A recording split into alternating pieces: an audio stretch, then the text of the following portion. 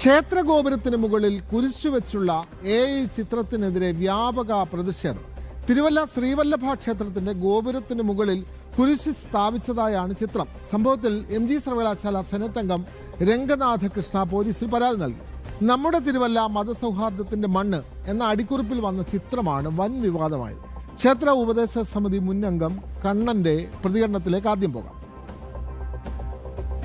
എൻ്റെ പുറകിൽ കാണുന്ന ഈ അലങ്കാര ഗോപുരത്തിൻ്റെ പുറകിലുള്ള ശ്രീവല്ലഭൻ്റെ ഫോട്ടോയ്ക്ക് മുകളിൽ AI ചെയ്ത തിരുവല്ല പേജിൽ ഭഗവാന്റെ മേളിൽ കുരിശ് സ്ഥാപിച്ചിട്ടുണ്ട്. അതുകൂടാതെ 1976 തിരുവുത്സവത്തിൻ്റെ നോട്ടീസ് എടുത്തിട്ട് അത് AI ചെയ്ത് അത് ഗരുഡമാടത്തറയുടെ ഫോട്ടോയിലും കുരിശ് സ്ഥാപിച്ചതായി കാണപ്പെടുന്നുണ്ട്. അതിപ്പോൾ അവരാ പോസ്റ്റ് പിൻവലിച്ചിട്ടുണ്ട്. പക്ഷേ എന്നാലും അതിനെതിരെ ഭക്തജനങ്ങളും ദേവസ്വം ബോർഡും നിയമ നടപടി സ്വീകരിക്കണമെന്നാണ് മുൻ ക്ഷേത്രോപദേശ സമിതി സെക്രട്ടറി എന്നുള്ള രീതിയിൽ എൻ്റെ അഭിപ്രായം.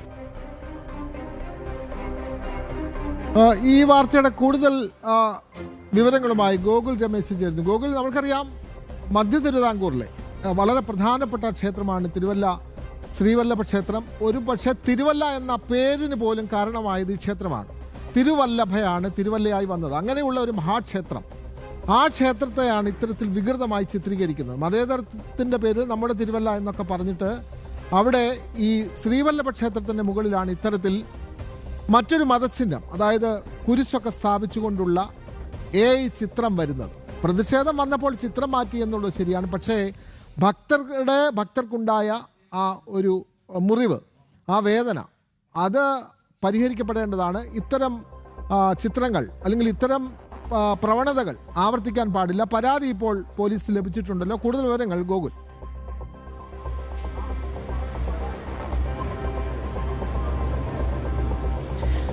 വിനോദ, ഇറ്റ്സ് തിരുവല്ല എന്ന് പറയുന്ന ഒരു സമൂഹ മാധ്യമ പേജിലാണ് ഈ ചിത്രം പങ്കുവച്ചിരുന്നത്. അതായത് ഈ തിരുവല്ല ശ്രീവല്ലഭ ക്ഷേത്രത്തിൻ്റെ ഗോപുരത്തിന് മുകളിലായിട്ട് കുരിശിൻ്റെ ചിഹ്നം വെച്ചുകൊണ്ടുള്ള ഒരു ചിത്രമാണ് ഈ വിവാദത്തിന് കാരണമായിരിക്കുന്നത്. പ്രധാനമായിട്ടും ഈ നമ്മുടെ തിരുവല്ല മതേതരത്തിൻ്റെ മണ്ണ് എന്ന് പറയുന്ന തലക്കെട്ടിലാണ് ആ ഒരു ചിത്രം പങ്കുവച്ചിരിക്കുന്നത്. AI നിർമ്മിതമായിട്ടുള്ള ചിത്രമാണ്. ആ ചിത്രത്തിൽ ശ്രീവല്ലഭ ക്ഷേത്രത്തിൻ്റെ ഗോപുരത്തിന് മുകളിലായിട്ടാണ് ഇത്തരത്തിൽ കുരിശ് ചിഹ്നം. ഈ തിരുവല്ല ശ്രീവല്ലഭ ക്ഷേത്രത്തിനോടൊപ്പം പള്ളിയുടെയും മോസ്കിൻ്റെയും ഒക്കെ ചിത്രമുണ്ട്. ആ ചിത്രത്തിൽ ശ്രീവല്ലഭ ക്ഷേത്രത്തിൻ്റെ മുകളിലാണ് ഇത്തരത്തിൽ കുരിശിൻ്റെ ചിഹ്നം കൂടി ഉൾപ്പെടുത്തിയൊരു ചിത്രം വന്നിരിക്കുന്നത്. അത് വലിയ വിവാദമാവുകയും പിന്നീട് ക്ഷേത്ര ഭാരവാഹികളും ഭക്തരും ഇക്കാര്യങ്ങൾ ഈ പേജിൻ്റെ ഉടമകളായിട്ടുള്ള ആളുകളെ ചൂണ്ടിക്കാട്ടുകയും ചെയ്തിട്ടുണ്ടായിരുന്നു. പക്ഷേ ആദ്യഘട്ടത്തിൽ ആ ചിത്രം പിൻവലിക്കാനോ അതിൽ ഖേദം പ്രകടിപ്പിക്കാനോ ആ ഇറ്റ്സ് തിരുവല്ല എന്ന് പറയുന്ന പേജിൻ്റെ ഉടമകളായിട്ടുള്ള ആളുകൾ തയ്യാറായിരുന്നില്ല.